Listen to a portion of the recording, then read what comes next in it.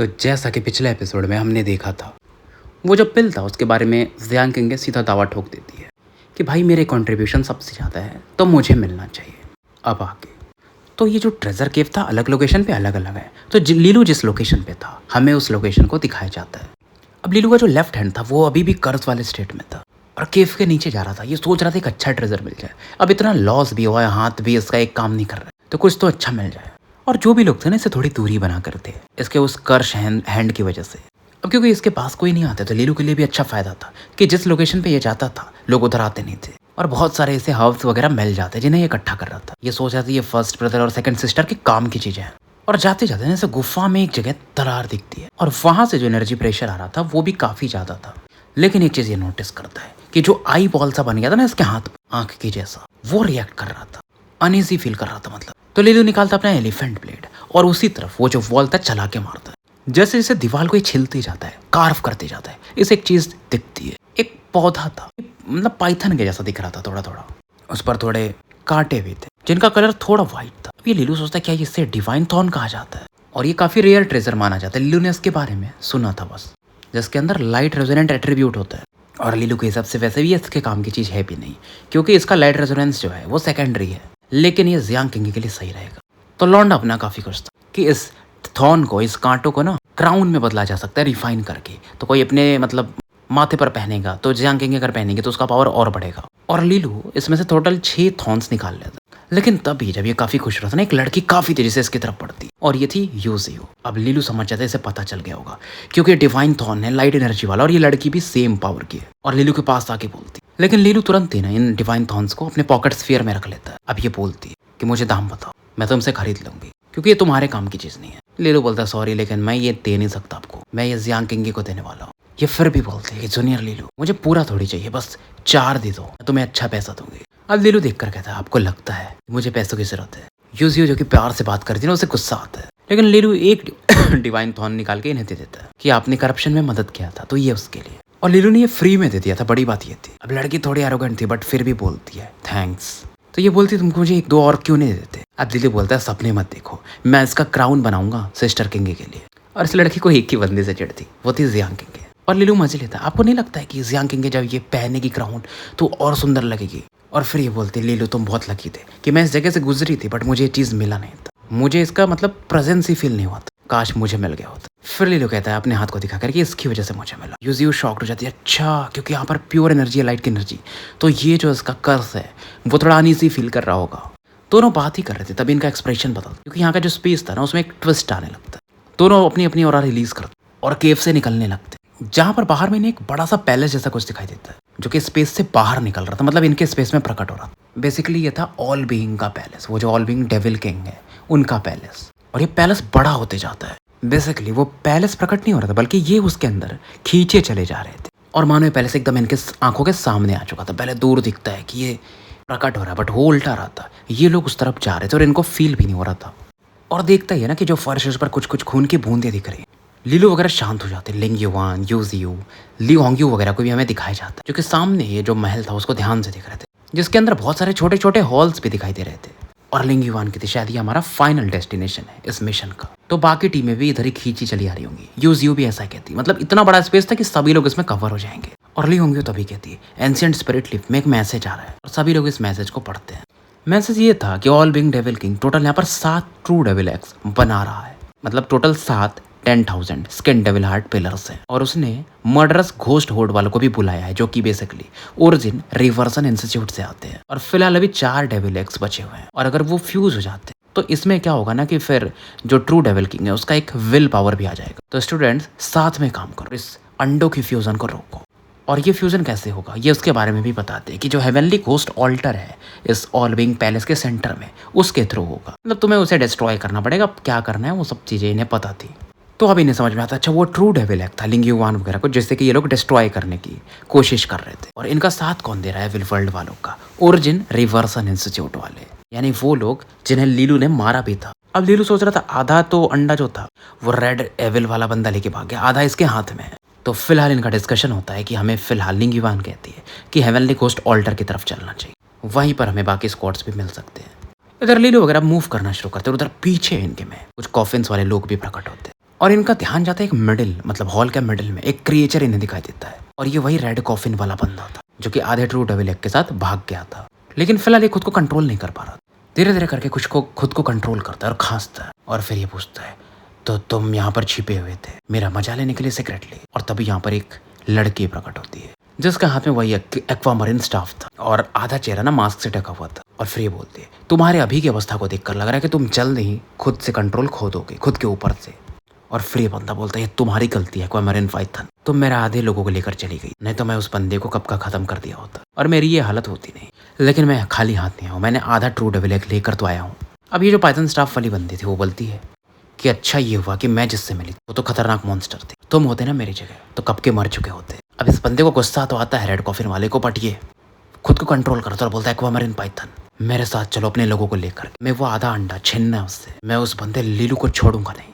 अब पाइथन वाली बंदी जब ये नाम सुनती है ना लीलू, इसके एक्सप्रेशन पहली बार चेंज होते हैं और पूछती है कि तुमने क्या बोला? आधा अंडा उस स्टूडेंट लीलू के पास है। अब फिर ये बंदा गाली मारता है कि हाँ वही बंदा हेवनली पर्ल टायर में मेरे पूरे प्लान को विफल कर दिया और मेरी ये हालत नहीं होती अगर वो नहीं होता। और ये बोलता है, अगर तुम मेरी इसमें मदद कर देती हो तो मर्डरस घोस्ट हॉर्ड में तुम्हें भी एक सीट मिल जाएगा। और फिर ये बोलती है, क्या तुम मुझे बता सकते हो वो किधर है? तो ये बोलता है, हाँ मेरे पास क्योंकि आधा अंडा है तो मैं उसके लोकेशन को सेंस कर सकता हूँ, वो ऑल बीइंग पैलेस में एंटर कर चुका है, इस बार तो नहीं बचेगा। और ये हंसता है, मतलब वही डेविल वाले स्माइल। अब ये बंदी बोलती है ठीक है, बट इसे थोड़ा हैरानी होता है कि ये लड़की मान कैसे गई, क्योंकि इसके हिसाब से इसे कुछ और देना पड़ेगा तब ये लड़की मानेगी। फिर ये बोलता है, लेकिन याद रखो एक्वामरीन पाइथन वो ट्रू डेविल अंडा मेरा है। लड़के स्माइल करते और कहती बिल्कुल बिल्कुल। और यहाँ से ये लोग भी निकल जाते हैं उसी तरफ। तो इधर अपना ना लीलू, फैंगलिंग, युवान ये लोग भी आगे बढ़ रहे थे, लेकिन इनकी स्पीड ज़्यादा नहीं बढ़ पा रही थी क्योंकि ये जो हॉल था उसका एक अलग प्रेशर था, क्योंकि ये ऑल बीइंग डेविल किंग का लोकेशन था, स्पेस था, उसका ही पैलेस था, तो उसका अपना रूल था, अपना प्रेशर था। और लीलू ना मतलब बीच में चल रहा था, उसके आसपास फैंगलिंग, युवान, यूज और बाकी लोग थे। और ये भी सोच रहा था कि यार मुझे इस करप्शन से जल्दी से खुद को छुटकारा करवाना पड़ेगा, क्योंकि नहीं तो लोगों के इसके ऊपर नजर थी और ये कुछ कर नहीं पा रहा था। और इसका इफेक्ट इसने देखा था ना, जो मर्डरस घोस्ट हॉर्ड वाले थे वो लोग भी तो इंसान ही थे ना, उन्होंने बस एविल ऑरा को अपने साथ मर्ज करने की कोशिश किया था और लीलू को इनके जैसा तो बनना नहीं था। और तभी लीलू जब आगे बढ़ रहा था ना, एक टेरिफाइंग ऑरा ये फील करता है, एक दूर के कमरे से आ रही और इसे फील हो जाता है कि ये ब्लड कॉफिन करियर वाला बंदा है। ये चिल्लाता है कि एम्बुश हो चुका है हमारे ऊपर, सावधान रहिए सभी लोग। और जब तक ये लोग रिएक्ट कर पाते हैं, सामने से खतरनाक लेवल का अटैक इन पर होने लगता है। लिंग युवान समझ जाती है उनको देख करके ये मर्डरस घोस्ट हॉर्ड वाले फिर से आ चुके हैं। जैसे ये लोग मतलब उनके ऊपर कॉफिन देखते हैं, और जो भी ना ग्रेटर हेवनली रेजोनेंस के बंदे थे वो अपने जो रेजोनेंस डायग्राम होता है, एक स्पेस टाइप जो ऑरा बना लेती है, उसे रिलीज कर देते, साथ में अपने ट्रेजर्ड आर्टिफैक्ट को भी बाहर निकाल चुके थे। उधर से एक आवाज आती है कि ले लो, मुझे मेरा ट्रू डेविल एग लौटा दो। आवाज बहुत क्रेजी थी और ये वही बंदा था ब्लड कॉफिन करियर वाला। आंखें उसकी एकदम खूनी लाल थी और सीधा ये लीलू पर चार्ज करता है। और इसे काउंटर करने के लिए ना फैंगलिंग युवान अटैक करती है अपने वो ब्लैक शैडोज अटैक्स। लेकिन ब्लड कॉफिन वाला बंदा पहले से स्ट्रॉन्ग करता है क्योंकि ट्रू डेविल एग आधा इसके बॉडी में था। और तुरंत ही ना जो फैंगलिंग युवान के ये ब्लैक चेन्स वाला अटैक था, ये उन्हें गला देता है और सीधा एक पंच इसकी तरफ मारता है। ये अटैक इतना पावरफुल था ना कि लिंग युवान को पीछे हटना पड़ता है। और शैडो स्टाइल वाली बंदी थी ना, तो इसकी स्पीड भी फास्ट, लेकिन डेथ एक्सपीरियंस इसके लिए भी होता। अगर वो अटैक से टकराता तो ये अधमरी तो पक्का हो ही जाती, क्योंकि बंदा पहले से ये ब्लड कॉफिन वाला पावरफुल ज्यादा हो चुका था। और ये चिल्लाता है कॉफिन वाला बंदा कि बीच में मत आओ, मुझे बस वो बंदा चाहिए, जो भी बीच में आएगा वो मारा जाएगा। अब वांगकोंग आगे आते हैं और कहते हैं साथ में मिलकर करते हैं। वो फिर से एक स्टोन गोलम के रूप में बदल जाते हैं, ब्लड कॉफिन वाले बंदे को रोकने को देख सपोर्ट इसको करती है ली होंगी। और लीलू से कहती है वो तुम्हारे पीछे आ रहा तो तुम पीछे रहो। और यूज भी आगे आ जाती है अपने लाइट सेप्टर को यूज करके, तुमने मुझे डिवाइन थॉर्न दिया था तो बदले में मैं तुम्हें इतना तो तुम्हारे लिए कर ही सकती। और ये अपने उस सेप्टर से, कोड़े से, मतलब जो कि लाइट का कोड़ा था, डायरेक्टली अटैक करती। और जो ब्लड कॉफिन वाला बंदा था ना, उसकी बॉडी प्योरीफाई होने लगती है, तो फिर से वो चिल्लाता है और गुस्से में फिर से एक पंच मारता है वांगकोंग की तरफ। पंच इतना फियर्स है ना कि वांगकोंग सीधा हवा में उड़ते हुए जाके एक दीवार से टकराता है और उसके ऊपर कुछ झाड़ियां उड़ियां भी गिर जाती हैं। बेसिकली इसको पीछे से डुआन मू ने प्रोटेक्ट किया था अपने वुड स्टाइल से, नहीं तो भाई इसकी हालत और खराब हो जाती है। ये उसे थैंक्स बोलता है। और डुआन मू भी ना ऐसा पेड़, अपने जटाएं बोल लो, लताएं जैसे हम बोलते हैं, उनसे ना ब्लड कॉफिन वाले बंदे के पैर और बांधने लगता है। और वांगकोंग फिर से आगे बढ़ता है, साथ में लिंग युवान, यूजी और डुआन मू तो थे ही।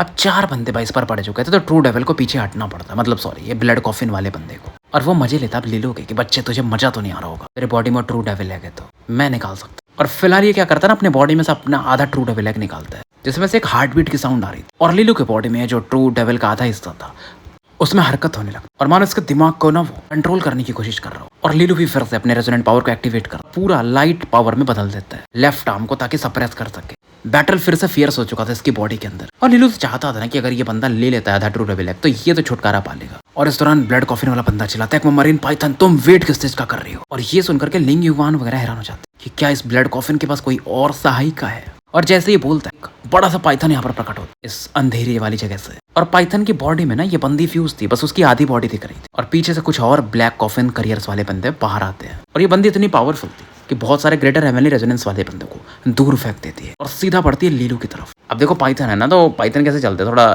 टेढ़ा टेढ़ा, तो सब जो भी बीच में आता है तो उसे फेंकते जाता है। ली होंगी थोड़ी सी डर जाती है, ब्लैकवुड फेदर फैन को यूज कर एक्वामरीन पाइथन की तरफ। बदले में एक्वामरीन पाइथन में ना एक जहरीला गैस फेंकता है और इसे काउंटर कर देता है। लीलू भी अपना पीछे हटता और फैंग लिंग युवान आप जानते थे कि इनको संभालना मुश्किल है, क्योंकि दो टीम आ चुकी थी। एक तो ये एक्वामरीन पाइथन वाली और दूसरा ये ब्लड करियर की जो पहले की बची हुई टीम थी। तो ये जो हेल्प के लिए पुकारते ना टालिस्मैन को यूज करती, तो एक पिलर ऑफ लाइट आसमान की तरफ बढ़ जाता है जिस पर फैंग लिखा हुआ था। और इस समय हमें ऑलबिंग पैलेस में एक दूसरी टीम को दिखाया जाता है जो कि अचानक से उस तरफ देखती है, उस ऑरा को फील करके लगता है कोई हमारे कॉलेज का बंदा मुसीबत में है और ये सीनियर फैंग लिंग युवान है, उन पर अटैक हो चुका है। एक बंदा पूछता है कि ब्रदर वो क्या हमें उधर जाना चाहिए या फिर हमें एक हेवनली कोस्ट ऑल्टर की तरफ पढ़ना चाहिए। इस दौरान हमें वो चांगकोंग और जियांग किंग को दिखाया जाता है। चांगकोंग हैरान था कि फैंग लिंग युवान की टीम, पर तभी ना उस बंदे से जियांग किंग पूछती क्या लिंग युवान की टीम में लीलू है। और वो बंदा बोलता है हाँ लीलू पार्ट है उस टीम का, सीनियर फैंग की टीम का। अब ये सुनते ही ना जियांग किंग सबसे उस तरफ पड़ जाती, मतलब पूरी स्क्वाड गई माँ बहन भाई सी, मैं तो चली उधर। मतलब लोग हैरान थे क्योंकि जियांग किंग नॉर्मली बहुत काम रहती थी, लेकिन इस समय सीधा उस तरफ पड़ जाती है।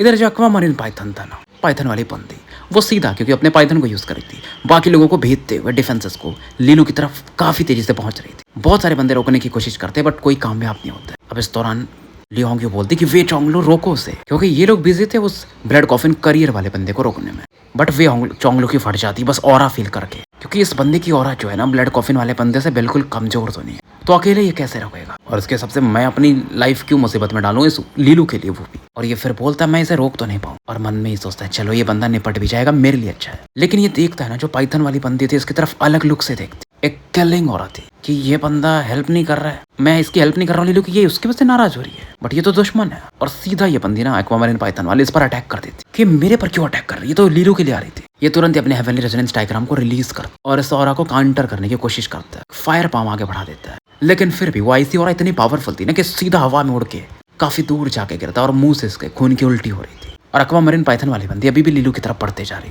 और बोलती है कि तुम्हारे जैसे कचरे क्योंकि अपने साथियों की भी रक्षा नहीं करते तो वो तो मरने से भी बदतर है।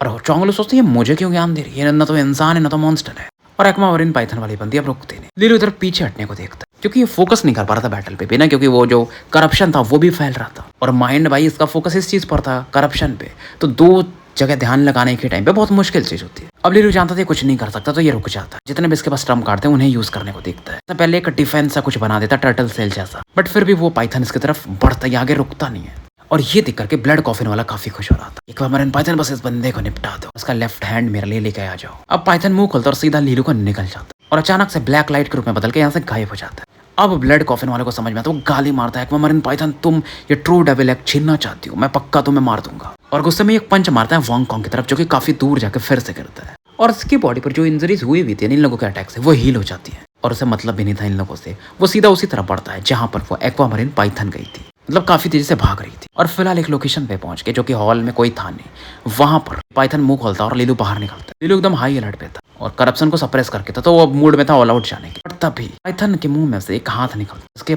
हाथ में एक पॉइजनस फैंग था और हाथ में एक्वामरीन पाइथन स्टाफ था। लीलू इस वेपन को पहचान जाता है, एक हंसने की आवाज आती है कि ज्यादा लंबा समय नहीं हो रहा है हमें मिले हुए, तुम हर बार क्यों फंस जाते हो। हालांकि ये बंदी मास्क पहन के थी बट लीलू पहचान लेता कि बोलता कजन लिंगजिंग। तो लीलू काफी ज्यादा शॉक्ड होता है लिंगजिंग को देख करके, और ये बंदी पहले से अलग दिख रही थी, वो जो डेविलिश टाइप हो रहा होती ना जैसे आप काइलिन टाइप थोड़ा थोड़ा। लीलू सरप्राइज होकर पूछता है कि तुम यहाँ पे क्या कर रही हो। अब लिंगजिंग बोलती है ऑब्वियसली स्माइल के साथ कि मैं यहाँ पर एक मिशन के साथ हूँ। लीलू पूछता है कि आप मर्डर घोस्ट रोड के पार्ट हो क्या। लिंगजिंग कहती है हाँ कह सकते हो। अब मतलब लीलू को भी नहीं लगा था ना कि एक तरह से एनिमी तो बन चुके हैं ना कहीं। और लिंगजिंग भी बोलती है लीलू तुम्हें पता है कि मैं दयालु आत्मा की बंदी तो नहीं हूँ, तुम्हें पहले से पता था। लीलू समझाने की कोशिश करता है कि वो उस इंसिडेंट की वजह से हुआ ना जो आपका आधा सोल वो खा गया था ट्रू डेविल, लेकिन आपके अंदर वही वो लड़की है वेस्टर्न रीजन वाली पहले वाली, आप बहुत दयालु हो। लिंगजिंग बोलती हाँ शायद। लीलू जब तक ये कुछ बोलता है ना, इसकी आंखें ऐसे बंद होने लगती है। करप्शन कहीं ना कहीं इसके माइंड को अफेक्ट करने लगा। लिंगजिंग फील कर सकती थी ये चीजें और लीलू को समझाती, माइंड पर फोकस करो और करप्शन को सप्रेस करो। मैं ये ट्रू डेविल एक तुम्हारी बॉडी से निकाल दूंगी फिर, जब तक तुम मुझ पे विश्वास करते। लीलू भी स्माइल करता है और लोटस पोजीशन में बैठ करके अपनी ऑरा को फोकस करने लगता है, अपनी माइंड को प्रोटेक्ट करने लगता है। और लीलू एकदम बिल्कुल भी चौकन्ना नहीं था, उसको मालूम था, लिंगजिंग पर पूरा विश्वास करता था और लिंगजिंग को भी काफी अच्छा लगता है। लिंगजिंग लीलू के उस कर्स हाथ को उठाती है और एक कोल्ड ऑरा फील करती है, जो कि मानो इसके भी स्पिरिट को करप्ट करना चाहता था। इसका माइंड इतना तगड़ा था ना, लिंगजिंग नेगेटिव इमोशंस को भी ये कंट्रोल कर लेती थी। अब दो तरीके थे, या तो हाथ को काट दे, फिर इजीली ट्रू डेविल को निकाल सकती, जो कि ब्लड करियर कॉफिन वाले को वैसे ही चाहिए, बट ये मेथड ये यूज नहीं कर सकती, नहीं तो लीलू को नुकसान होगा। अब फिलहाल ये इसके दो जो दांत थे ना के वाले एकदम पाइथन के फैंग के समान नुकीले, और लीलू के हाथ पर ही उन्हें धसा देती और उसे सीधा वहां के ब्लड को यानी उस ऑरा को सक करने लगती और लीलू की ऑरा रिकवर होनी शुरू होती। लीलू अपने बॉडी को, माइंड को प्रोटेक्ट कर रहा था करप्शन से, और यहाँ के स्पेस को लिंगजिंग कवर कर लेती है। उसकी बॉडी से एक ऑरा निकलती, क्योंकि इस ऑरा को एब्जॉर्ब करने के लिए टाइम तो लगेगा। और ब्लड कॉफिन वाला बंदा भी इधर आ रहा है, तो इसे समय तो चाहिए होगा। और थोड़े ही समय में ना वो ब्लड कॉफिन वाला बंदा यहाँ पर आ जाता है और इजीली ये जो एक डिफेंस बनाया था इस लड़के ने, उन्हें ये तोड़ने लगता है और गुस्से में चिल्लाता है, मरीन पाइथन, मैं इस बार तुम्हें मार दूंगा। और इस धुंध में जो कि लिंगजिंग ने क्रिएट किया था, ये आगे बढ़ता है। लेकिन जैसे अंदर आता है ना, इसकी बॉडी टीकी करने लगती, गलने लगती, इवन इसकी हड्डियां दिखने लगी थी। बट ब्लड कॉफिन करियर को फर्क नहीं पड़ता, वो हड्डियां इसलिए दिख रही थी क्योंकि जो लिंगजिंग ने वहां पर पॉइजनस ऑरा क्रिएट की थी। और ये चिल्लाता है कि एक्वामरीन पाइथन, तुम मुझे इस डेविल वॉर्म मिस से रोक नहीं सकती हो। और यहाँ पर जो भी औरत थी ना, ये धुंध में जो कीड़े जैसे थे, उन्हें अपनी औरत से डिस्ट्रॉय करने लगता है और आगे बढ़ते रहता है। पीछे से लिंग युआन, ली होंगी और यूजियो भी आ चुके थे। और यहाँ पर ये जब ग्रीन और ब्लैकिश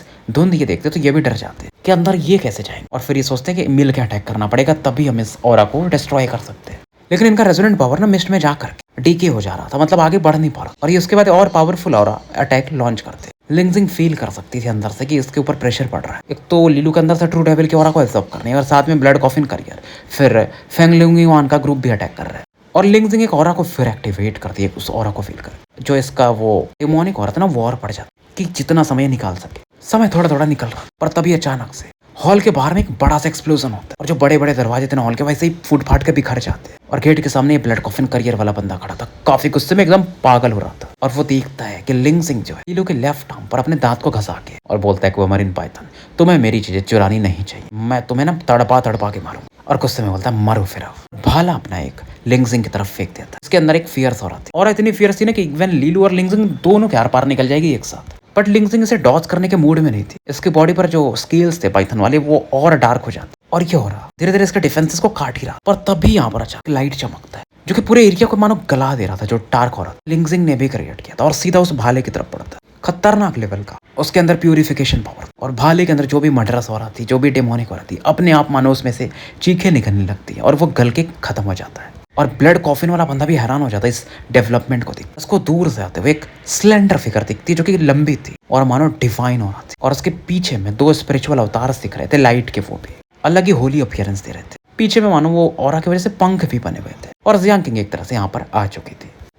अब जियांग किंग की जब नजर पड़ती है लीलू पर, तो वो देखती कि लीलू कमल आसन में बैठा हुआ, उसकी आंखें बंद। थोड़ी देर के लिए देखती, इमोशंस मानो अपने सप्रेस नहीं कर पा रही। चेहरे पर एक स्माइल आता है कि लीलू, मैं तुम्हें फाइनली ढूंढ ली। लेकिन फिर ये देखती है लीलू के हाथ की तरफ, जहाँ पर लिंगजिंग अपने दांत धसा के थी और कुछ अब्सॉर्ब कर रही, अपने तलवार को कस के पकड़ती, लेकिन फील कर लेती है कि लीलू के अंदर से लड़की उस करप्शन ऑरा को एब्सॉर्ब कर रही है, मतलब लीलू को सपोर्ट कर रही है, इसलिए ये आगे नहीं बढ़ती है फिलहाल। और इसका फोकस जाता है ब्लड कॉफिन वाले बंदे की तरफ। ब्लड कॉफिन वाला भी सरप्राइज होता है कि double 9th grade light resonance, मतलब भाई अगर आप दो स्पिरिचुअल अवतार्स के साथ हो लाइट वाले, तो ऑब्वियसली ये समझ जाता है। तो इसलिए हैरान होता है, क्योंकि लाइट ऑरा और डबल लाइट ऑरा, तो इनको और अनईजी फील होता है। जियांग किंग वैसे भी समझ चुके थे ये बंदा लीलू को टारगेट कर रहा था, और ये तुरंत ही एक हैंड सील बनाती है, वो भी एक हाथ से। जैसा ये करती है, इसके पीछे में दो स्पिरिचुअल अवतार्स जो थे, वो भी वैसा ही हैंड साइंस बनाते हैं, एक एक हाथ हटा के, उठा करके। और खतरनाक लेवल का लाइट रेजोनेंस पावर इस दौरान जियांग किंग की बॉडी से निकलता है, यानी एक किसी प्रकार का सीक्रेट आर्ट था। और इस पावर को ये फोकस करती है अपने तलवार पे। तलवार के आसपास ना एक होली हेलो बन जाता है, जैसा अगर आपने ड्रैगन बॉल सुपर देखा हो तो वीस के गले में रहता ना गोल सा, वैसा तलवार पे बनता है, जो कि डुअल रेजोनेंस पावर के जैसा था, और वो भी डुअल लाइट।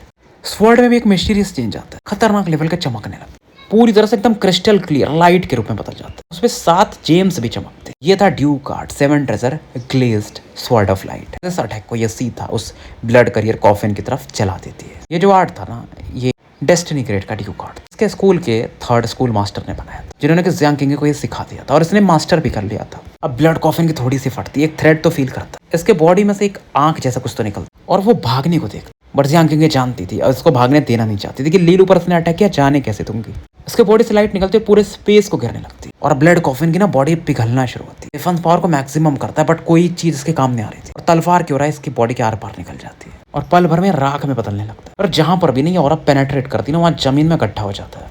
तो एक अटैक में जियांग किंग ये मारा गया था। तलवार फिर से इसका वापस आ जाता है और जो उस पर जेम्स चमक रहे थे वो भी गायब हो जाता है, यानी कि नॉर्मल हो जाता है। और उसके पीछे में जो स्पिरिचुअल अवतार थे वो भी अब गायब हो जाते हैं। अब जियांग किंग क्योंकि अभी हवा में थी तो लीलू की तरफ बढ़ती और लिंगजिंग भी फील कर सकती थी कि जियांग किंग इसको कोल्ड लुक तो दे रही है बट फिर भी ये शांत थी। पलट के जियांग किंग की आंखों की तरफ देखती। अब क्योंकि लिंगजिंग वो आधा अंडा एब्जॉर्ब कर रही थी तो इसका भी पावर पहले से बढ़ रहा था। एक तरह से वो डार्कनेस की ऑरा वाली थी और जियांग किंग लाइट वाली। लीलू की आंखें अभी भी बंद थी जो कि इन दोनों के बीच में था और इस लड़की के ऊपर ना जियांग किंग ध्यान से दिख रही थी। ग्रीनिश और ब्लैक कलर का सिंग जैसा कुछ तो दिख रहा था। सीधा सीधा ये एविल का अवतार थी एक तरह से और लाइट का रिफ्लेक्स होता है ना कि डार्क पे अटैक करता ही है। तो कस के तलवार जियांग किंग ने पकड़ा था और सबको पता जियांग किंग कितनी डोमिनेटिंग है। बट लिंगजिंग को भी फर्क नहीं पड़ रहा, उसने भी अपने पाइथन स्टाफ को कस के पकड़ा था। बट जियांग किंग भी अटैक नहीं करती क्योंकि लीलू को नुकसान नहीं पहुंचा रही तो इसलिए अटैक नहीं करती। बट फिर भी ये पूछती क्या तुम मर्डरस घोस्ट रोड की पार्ट हो। लिंगजिंग कुछ बोलती नहीं है बट जवाब तो वही था। फिर जियांग किंग पूछी तुमने लीलू का हेल्प क्यों किया। अब लिंगजिंग पूछी क्या तुम इसके लिए चिंतित हो। और लिंगजिंग इतना तो फील कर सकती है बंदी का टेम्परामेंट अलग है और इतना सुंदर लड़की इसने आज तक देखा नहीं है। मतलब इवन फेरी ऑफ वाटर या जो भी लोग ला लो ना उनसे एक लेवल ऊपर ही है। जियांग किंग सीधा बोलती है लीलू मेरा फियांसे है। अब लिंगजिंग थोड़ी सी शॉक्ड होती है, इसे याद आता लीलू ने बोला तो था, उसे लगा था लीलू ऐवे ही बोल रहा हो। लीलू ने बहुत तारीफ किया था ना जियांग किंग का और सच में ये वैसा देख सकती थी। ये लीलू मतलब सही बोल रहा था। इसे ये विश्वास नहीं होता कि ये बंदी भी आउटर डिवाइन कॉन्टिनेंट की है। मतलब अगर लीलू इस बंदी को लेके जाता ड्रैगन फांग लिनियस में तो लिनियस चीफ भी काफी खुश हो जाएंगे। टूवेल 9th ग्रेड के रेजोनेंस ड्यूक लेवल से पहले बहुत क्या मुश्किल है होना और इसके फियांसेस के साथ रहेगी तो लीलू कभी सफर भी नहीं करेगा। तो एक्वामरीन पाइथन स्टाफ को थोड़ा लूज भी कर देती है। लड़की के जो नेगेटिव इमोशन है मानो जियांग किंग को मारने को बोल रहे हैं बट लड़की मतलब लिंगजिंग वैसा कर भी नहीं सकती थी और जियांग किंग की जो डिफाइन हो रहा थी वो भी वैसा ही चाहती थी क्योंकि लाइट और डार्क नेचुरल एनिमीज होते हैं। नेचुरली लोग दुश्मन भी थे क्योंकि ये वर्जिन रिवर्सन इंस्टीट्यूट की और लीलू वगैरह एकेडमिक फेडरेशन बोलो या अच्छे परिवार खानदान से।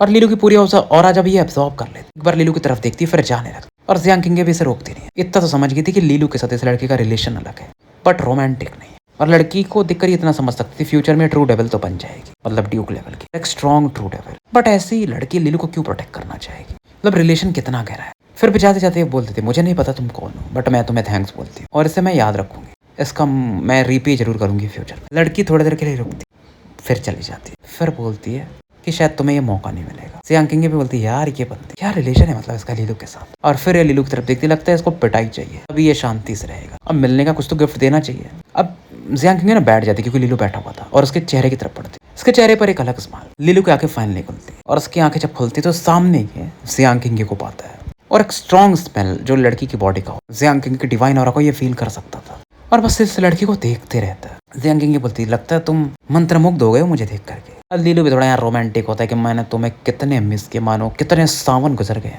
और जियांग किंग भी फील कर सकती थी लीलू की बात में वो था जो वो दिल से बोल रहा था। जियांग किंग बोलती मानना पड़ेगा तुम्हारी जो फ्लैटरी स्किल्स है लोगों को खींचने की अपनी तरफ वो और बढ़ चुकी है। और लीलू इस दौरान से किस कर देता है। तब जियांग किंग जब तक रिएक्ट कर पाती और जब वो किस करता है तो जियांग किंग की आंखें एकदम अचानक से बड़ी हो जाती, लाइट रेजोनेंट हो रहा है ना और ज्यादा चमकने लगती और फिर लीलू पीछे हट जाता है। अब जियांग किंग ना अपने तलवार को बाहर निकालती, लीलू की फटती। अरे अब हम इतने दिन बाद मिले, अब मैं इतना प्यार भी नहीं दिखा सकती। जियांग किंग हंसती और इस दौरान लीलू अभी अपना एक्सप्लेनेशन दे ही रहा तभी ये ना लीलू को कॉलर से पकड़ के खींच लेती है और फिर से इस बार ये डोमिनेट होकर इसे किस करती है। थोड़े समय तक तो ये किस करते रह जाते। किंग का चेहरा पूरी तरह से लाल हो चुका था फिर ये पीछे हट जाती। बट लीलू नहीं चाहता था कि भाई अब मौका मिला है तो चौका मार ही देते।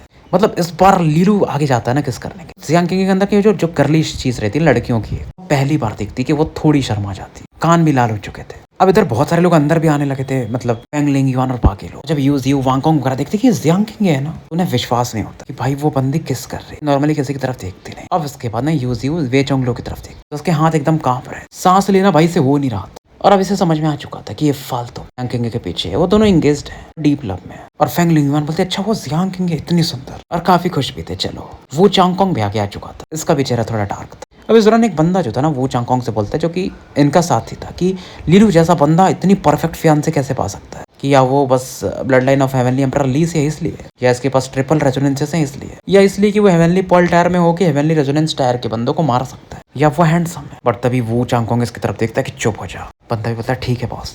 तो फिलहाल हम स्टोरी यहीं समाप्त करते हैं और मिलते हैं फिर कल एक नए वीडियो के साथ। तब तक के लिए मैं आपका साथी एन अल्केमिस्ट AKA मुसाफिर विदा लेता हूँ।